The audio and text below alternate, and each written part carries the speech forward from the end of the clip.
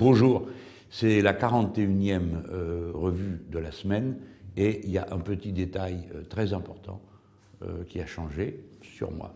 Devinez lequel. Bon, allez, générique.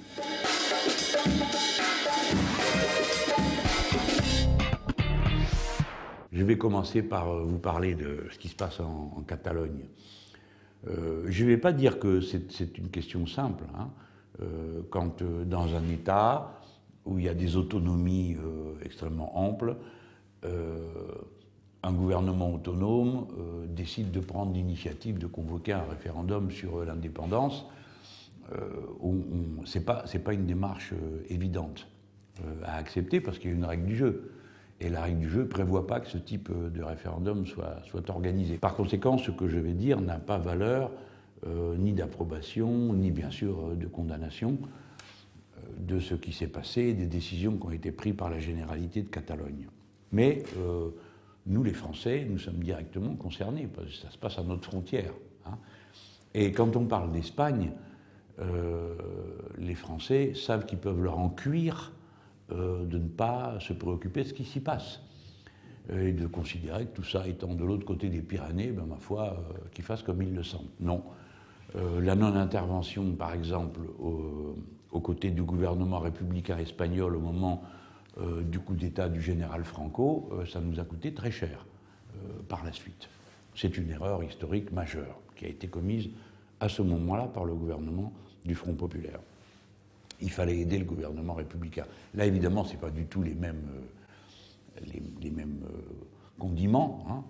Je m'empresse de le préciser, parce que sinon, après, j'ai droit à d'interminables procès sur l'usage que je fais de l'histoire.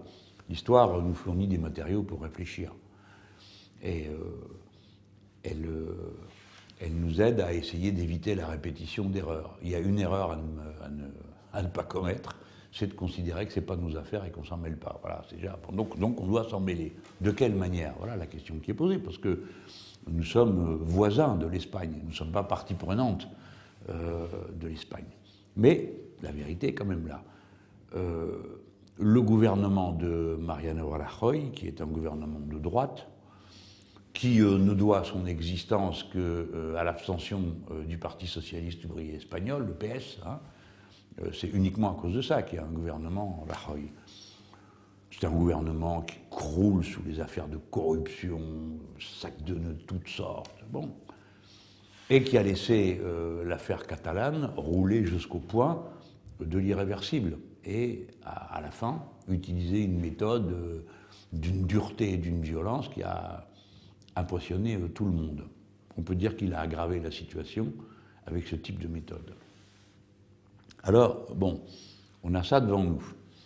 Un gouvernement qui est incapable de faire face à une situation dont je conviens qu'elle peut être considérée comme d'une extrême gravité quand une section de la nation décide un vote indépendant. C'est pas un petit vote. Bon. Alors, en Espagne, ils ont la monarchie. Et la raison d'être de la monarchie, c'est d'être capable de surplomber, en quelque sorte, la variété des peuples qui composent l'Espagne et de les fédérer. J'ai donc dit dans la question que j'ai posée à Édouard Philippe, le Premier ministre, l'autre jour à l'Assemblée, qu'on était dans une impasse politique totale, parce que le gouvernement espagnol a été incapable de gérer la situation. Ça n'appelle pas gérer une situation, l'amener à un paroxysme dont plus personne ne sait comment sortir. Et que la monarchie échouait dans la mission fédératrice que le franquisme lui avait confiée.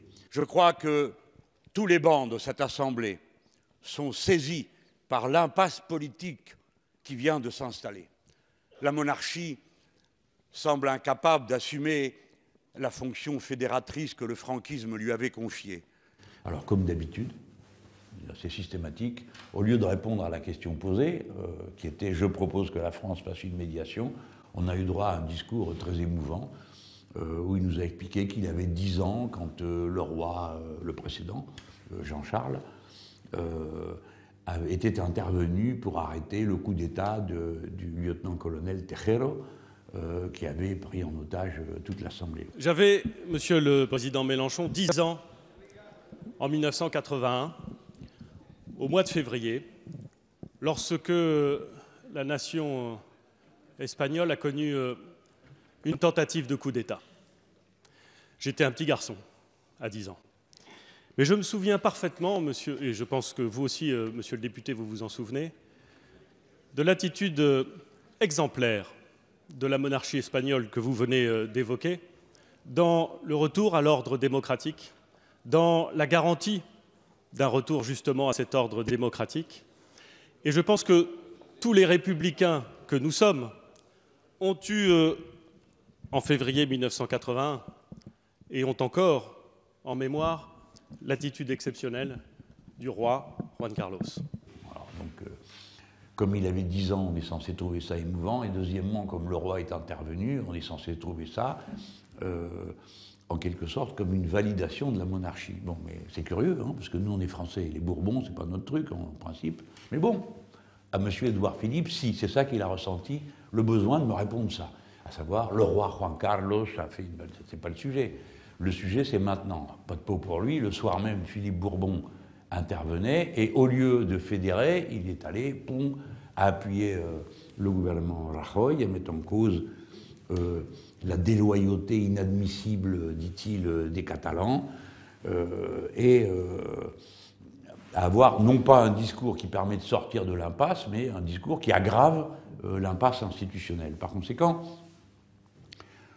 j'ai beaucoup aimé la façon avec laquelle mon jeune camarade Alberto Garzón, qui est le responsable du Parti communiste espagnol, a répliqué en disant, il l'appelle Philippe Bourbon, et il termine en disant vive la République. Bon, je suppose que c'est pas une découverte pour vous, je suis moi-même partisan de la République en Espagne, depuis toujours. Je l'ai dit en discours en 2012 sur la place à Toulouse, et vous me voyez ici avec le drapeau républicain, parce que je n'oublie pas que nous n'avons été vaincus en Espagne, nous autres républicains, que par un coup d'État.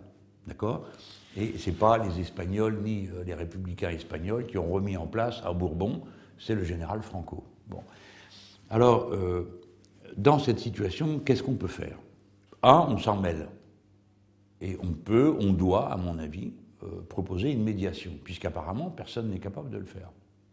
Ni le Premier ministre, qui règle les problèmes à la matraque, ni le Bourbon d'Espagne, qui a pris immédiatement position pour la répression et l'impasse dans laquelle se trouve l'Espagne. Je suis d'accord avec ce que fait et dit mon ami Pablo Iglesias de Podemos. Il fait une réunion et ils disent maintenant il faut ouvrir un chemin constituant. Je crois que l'Espagne n'a pas de sortie par le haut autrement que dans un processus constituant. C'est mon intime conviction. C'est-à-dire qu'il faut d'abord refuser de recourir à la violence. Et, si pénible que ce soit, se mettre à discuter de l'organisation de l'État espagnol. L'histoire qui conduit à cette situation est longue, et les Français y ont une responsabilité. De nombreux autres pays d'Europe ont achevé leur intégration nationale, pour certains très tardivement, comme l'Italie en 1860, ou l'Allemagne en nous faisant la guerre en 1870. Et l'Espagne n'a jamais réussi à achever un processus d'intégration nationale harmonieux. Je dis que les Français y ont une responsabilité parce que dans les périodes où les pays ont construit une conscience nationale, c'est la période qui entoure la Grande Révolution française et l'intervention des armées françaises un peu partout sur le continent, puisque nous avons envahi à peu près tout le monde. Mais l'invasion en Espagne a eu un coût historique extrêmement élevé, parce que l'intervention des Français, l'imposition de force d'un roi, qui était le frère de Napoléon Bonaparte, Joseph Bonaparte, a tout bouleversé et tout bloqué. C'est-à-dire tous les courants progressistes, et le nationalisme de cette époque est un nationalisme progressiste, puisque le nationalisme se construit toujours en opposition au roi à cette époque-là, a été bloqué et paralysé. Alors, la nation espagnole a ensuite cherché à tâtons de quelle manière arriver à faire vivre ensemble des populations qui se décrivent elles-mêmes comme des peuples ayant une histoire, une langue et des intérêts distincts. On peut, nous les Français, être choqués parce que ce n'est pas notre conception. Notre conception, c'est l'État unitaire. Mais on doit partir des réalités. Et se souvenir que, pour prendre le monde hispanique, toute l'Amérique latine, qui s'est construite dans son indépendance par rapport à l'Espagne, l'a fait partout sous les mots d'ordre de la grande Révolution française, de la Déclaration des droits de l'homme et de la définition de la nation telle qu'elle était issue de notre Révolution. Mais toutes ces nations sont toutes fédérales. Toutes. Et après des débats âpres. Le Mexique est un État fédéral, le Venezuela est un État fédéral, l'Argentine est un État fédéral, le Brésil est un État fédéral. Bref, les plus grands États du continent sont des États fédéraux. Et ce sont des États qui conservent leur unité, qui n'est pas en cause, hein, ou que ce soit dans les pays que je viens de mentionner. Voilà pourquoi on doit regarder d'un œil favorable et comme une sortie par le haut, pacifique, l'idée proposée par Podemos de chemin constituant. J'avoue que je ne sais pas pourquoi ils ont choisi une expression pareille, mais bon, prenons-la pour ce que c'est. Et disons-nous que nous, les Français, nous ne sommes pas à l'abri d'avoir à aborder le problème de la constituante à convoquer en France, dont nous sommes partisans, nous autres à la France insoumise, pour mettre fin à la monarchie présidentielle de la Ve République. Mais honnêtement, aussi pour tenir compte d'une situation dont j'ai l'impression que la plupart de nos compatriotes ne se rendent pas compte.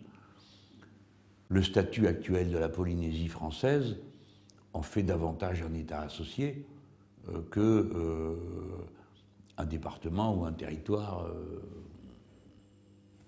de statut ordinaire. De la même manière, le gouvernement de la Calédonie, qui va bientôt connaître un référendum sur l'indépendance,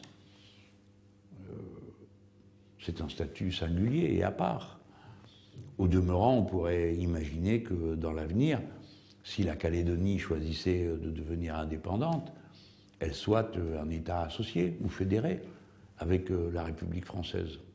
Si je vous le dis, c'est juste pour vous dire que nous sommes au pied du mur de situations qui existent. Et puis, tout le monde connaît mes sentiments de jacobin, mais moi, j'ai jamais pensé que la nation était une camisole de force.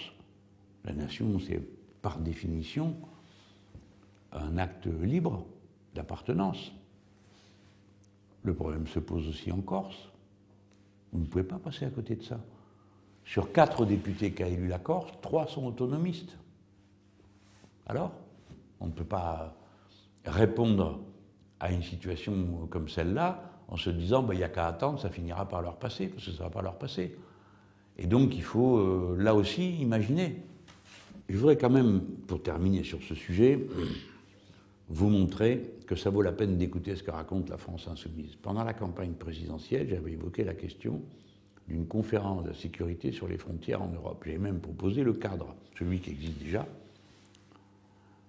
de l'Organisation européenne de sécurité collective. Alors on m'avait dit, oh là là, vous voulez changer les frontières, elles sont intangibles. Alors, tout ce que les petits esprits disponibles sont tous venus aboyer en répétant en cadence intangibilité des frontières. Oui, bien sûr. L'intangibilité des frontières est la base de l'ordre international. Ça va de soi. Mais les frontières n'arrêtent pas de bouger en Europe. Dans le passé récent, la frontière entre les deux Allemagnes a été effacée. Dans le passé récent, une frontière est créée entre la Tchéquie et la Slovaquie. Dans le passé récent, des frontières ont divisé un État fédéral, la Yougoslavie, en 7 pays différents. Et actuellement, les Écossais souhaitent effacer leur frontière avec l'Europe qui a été rétablie par le Brexit. Et imaginent leur indépendance. De même en Irlande, la frontière entre l'Irlande du Nord et l'Irlande du Sud avait été effacée par l'appartenance commune à l'Union européenne, elle est rétablie du fait du Brexit. Et puis d'autres frontières sont en cause, ou pourraient l'être dans un avenir plus ou moins éloigné. Tout le monde connaît l'indépendantisme flamand en Belgique, qui disloque cette nation qui, elle aussi, est un royaume. Donc on voit bien comment les Flamands veulent miner l'existence de l'État belge. Là, encore une fois, c'est un événement qui est à notre frontière, sur lequel nous aurions forcément un avis. Donc, moi, je le redis, on a intérêt à avoir un cadre et un lieu où on peut discuter de la question des frontières d'une manière pacifique, et pas par la force. Pour l'instant, si le problème se pose en Catalogne, et à l'évidence, il se pose dans l'autonomie catalane, la généralité de Catalogne à Barcelone. Si le problème se pose, on ne pourra pas le régler par la force. Parce que d'autres ont déjà essayé de le faire. Le franquisme l'a fait. Et ils pensaient peut-être avoir réglé le problème, sauf que vous voyez, il réapparaît. Donc nous avons intérêt à un lieu où on puisse parler de cette question des frontières pour régler les problèmes pacifiquement lorsqu'ils se présentent. Voilà ce que je veux dire sur ce sujet. Bon, maintenant je vous parle de l'accord de libre-échange avec le Canada. Comme vous le savez ou vous ne le savez pas, l'accord entre en vigueur depuis le 21 septembre dernier. C'est une chose incroyable, hein? Un accord de libre-échange avec le Canada. Pendant toute la négociation a été secrète. On ne pouvait pas aller recopier ni photographier des pages pour les discuter. C'est secret. Un jour, c'est plus secret, et des gens sortent de leur boîte et disent « bon, on signe ». Le gouvernement français, c'était Hollande. Alors autant dire que bon, c'est oui, non, non, oui, tout à la fois, quoi, du Hollande. C'est-à-dire, à la fin, rien. Et la France fait donc partie de ceux qui n'ont rien dit, alors même que le Parlement français avait voté pour dire, nous, accord de libre-échange, de toute façon, il y a des aspects dont on ne veut pas. Notamment les tribunaux d'arbitrage, qui sont des cours réservés à l'initiative des plaintes des seules multinationales contre les États. Ce qui revient à dire qu'il n'y a plus de loi nationale. Enfin bon. Donc cet accord sort, l'Europe discute, la Commission, le Conseil de gouvernement, et conclut que comme c'est commercial, eh ben, c'est de la prérogative européenne, circuler, il n'y a rien à voir. Néanmoins, il va bien falloir ratifier. Et ça va donc venir devant les assemblées. Mais ça s'applique déjà. Alors on a en France une situation comique, si on peut dire, ou tragicomique, si vous préférez. Un accord s'applique et c'est le moment où on se met à le discuter. Alors il y a eu un rapport commandé par le gouvernement. Que vaut cet accord? Donc, il y a des gens honnêtes qui ont fait un rapport pour dire « ah, ça c'est bien, il y a ça qui n'est pas bien, il y a ça qui est bien », enfin bon. Le truc de techno, où il y a un petit peu à manger, un petit peu à boire, ça ne dit rien, quoi. Alors ils sont honnêtes, comme ils sont honnêtes, il faut le dire, n'essayez pas de nous bourrer la tête. Par exemple, il y avait un moment qui était assez drôle, la présidente de la commission qui a fait le rapport, elle dit, bon, quel impact ça va avoir sur la croissance, parce que la croissance c'est le grand mot, faut produire. Alors elle dit, bon, en réalité on n'en sait rien. Je pense qu'on peut quand même assez raisonnablement dire que les bénéfices ne seront pas énormes en matière de croissance, mais je n'irai pas me risquer à donner un chiffre, voilà, pour être clair. Tel quel. Ah, comment ça, on n'en sait rien? Pourtant, on nous dit que c'est grâce à ça que ça va faire développer l'activité, gna gna gna, tout ça. Et surtout, à l'Europe, au Parlement européen, quand j'y étais, j'avais vu passer le taux, j'avais dit, 2% de croissance. Alors, nous, on rigole parce que là, ils nous annoncent 2% de croissance. Chaque fois qu'on fait un accord avec un pays, il est marqué 1%, 0,5%. Faites le total, on a 200% de croissance de garantie avec ces foutus accords de libre-échange. Naturellement, ce n'est jamais le cas. Parce que la première chose que fait un accord de libre-échange, c'est de détruire les activités qui sont, entre guillemets, les moins rentables ou les moins compétitives. Par exemple, vous pouvez produire du lait en France, à pas cher, et puis, par exemple, vous allez le vendre aux Canadiens. Mais les Canadiens, eux, ils vont vous vendre de la viande pas chère. Donc vous produisez du lait avec quoi? Avec des bêtes. Et une fois que les bêtes produisent plus de lait, vous en faites quoi? Vous en faites rien, parce que la viande qui arrive du Canada, elle coûte moins cher. Donc ça est absurde. Absurde. C'est une vision idéologique des vertus du libre-échange. Personne n'est capable de prouver que le libre-échange aboutit ou conduit à une meilleure organisation du territoire, à une meilleure organisation de la ressource humaine et naturelle dans la production des richesses dont les différents pays ont besoin pour assurer leur survie. Donc on est là-dedans, on patauge là-dedans avec le fameux accord de libre-échange. Alors, moi j'ai participé à la présentation du rapport et j'ai posé quelques questions. Ça tombe bien, je n'ai eu aucune réponse. C'est comme ça avec les technos. Ils décident la question qui les intéresse et puis les autres ne répondent pas. Mais donc je vais vous les présenter pour que vous compreniez. Je vais le faire rapidement. On a un accord de libre-échange avec le Canada dont on ne sait pas ce qu'il va développer. Je mets ça de côté. Mais en même temps, on est en train de négocier un accord avec les Nord-Américains sur le qui s'appelle TAFTA. En même temps, les Nord-Américains sont en train de rediscuter avec les Canadiens de leur accord de libre-échange qui s'appelle ALENA. C'est quoi le rapport entre les trois? Comment ça fonctionne? Qu'est-ce qu'on vient d'accorder à un endroit qu'il va falloir accorder à l'autre ou pas? Personne n'en sait rien et personne ne vous dit rien sur le sujet. En même temps, hein, il y a une discussion à l'Organisation mondiale du commerce. On a créé ce machin parce qu'ils en avaient marre de discuter des accords de libre-échange. Avant, bon, ça s'appelait Uruguay Round, enfin il y avait des rounds, tout le monde venait à discuter, les droits de douane qui s'échangeaient les uns avec les autres. On a créé une organisation pour ça. Laquelle organisation est complètement plantée, c'est impossible d'arriver à s'accorder sur toute la planète. Bon, alors, quel est l'impact de ce qu'on est en train de signer là par rapport à la discussion de l'OMC, hein? C'est quoi l'impact? Ça vous intéresse quand même, non? Eh bien, vous ne le saurez pas. On ne le sait pas. Personne ne vous en parle. Donc, on signe un accord de libre-échange à un endroit avec un partenaire qui lui-même est accroché à un autre, s'appelle les États-Unis d'Amérique. Et quelles conséquences ça a? Personne n'en sait rien, ni n'a envie d'en parler. Donc, on voit que ce n'est pas une petite affaire que cet accord de libre-échange. Et puis, pendant qu'on y est,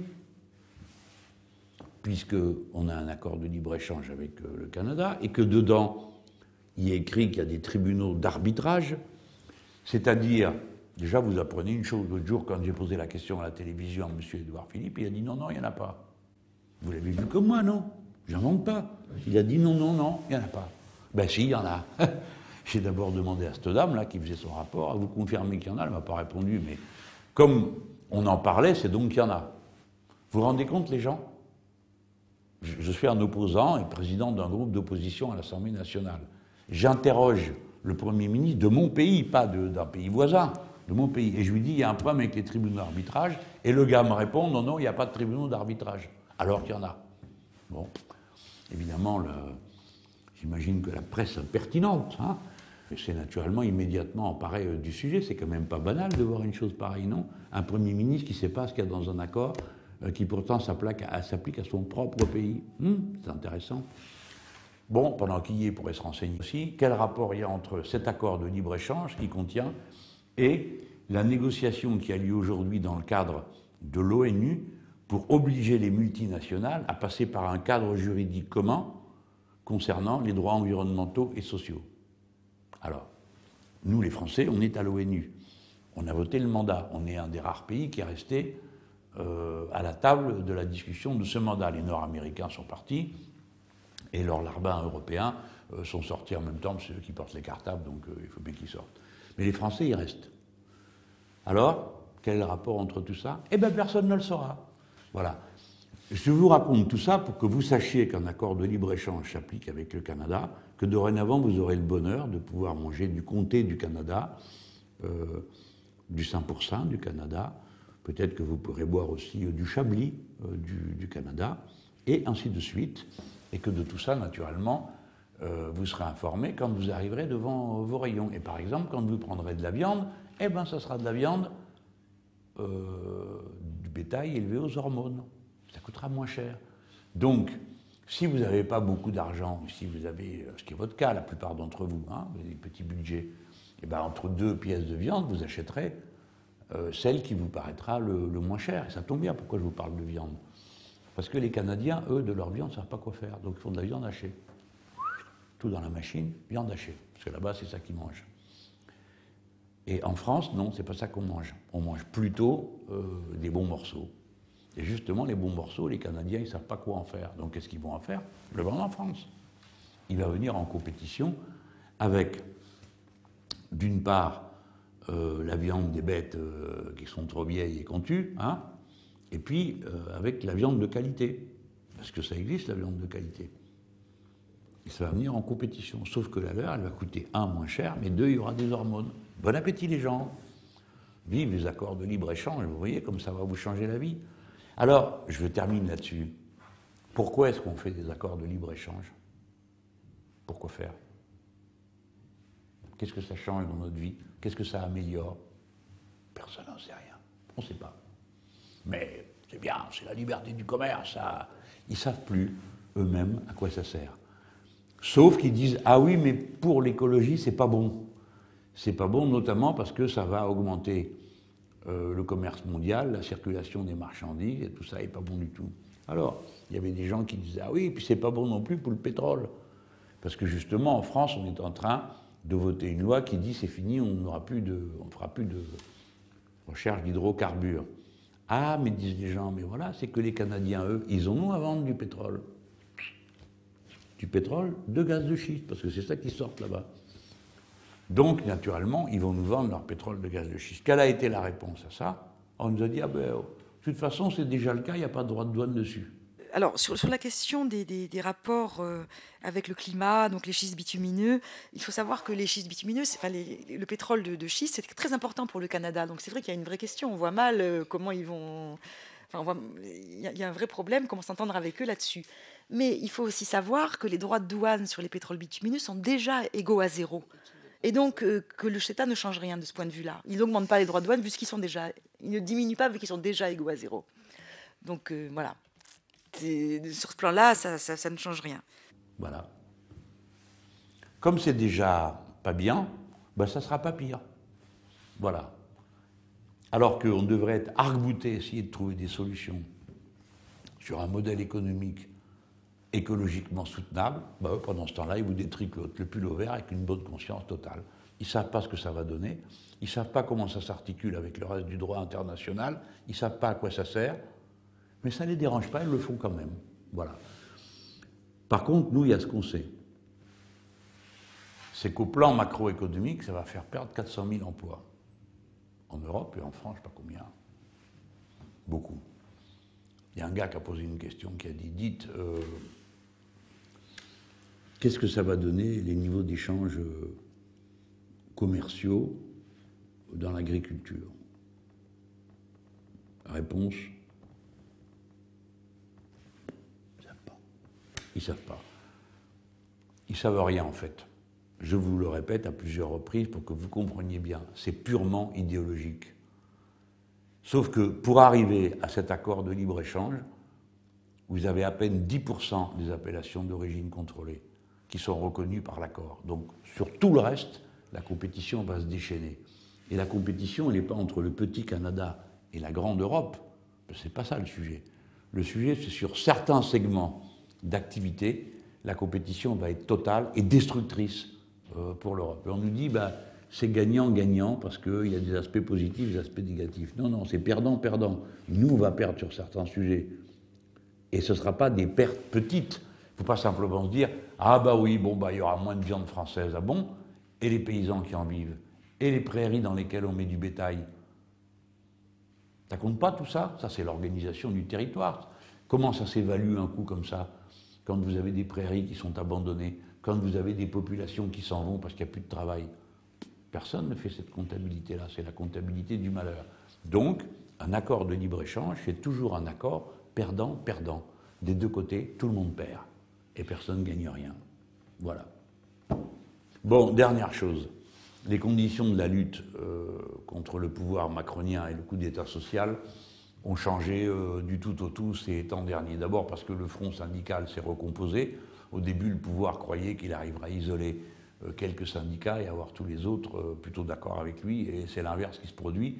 Le nombre de ceux qui sont contre augmente, puisque c'est le cas de la Confédération Force Ouvrière, mais aussi de certains secteurs de l'UNSA, et bon, quelques organisations aussi liées à la CFDT, donc le front syndical est en train de s'élargir.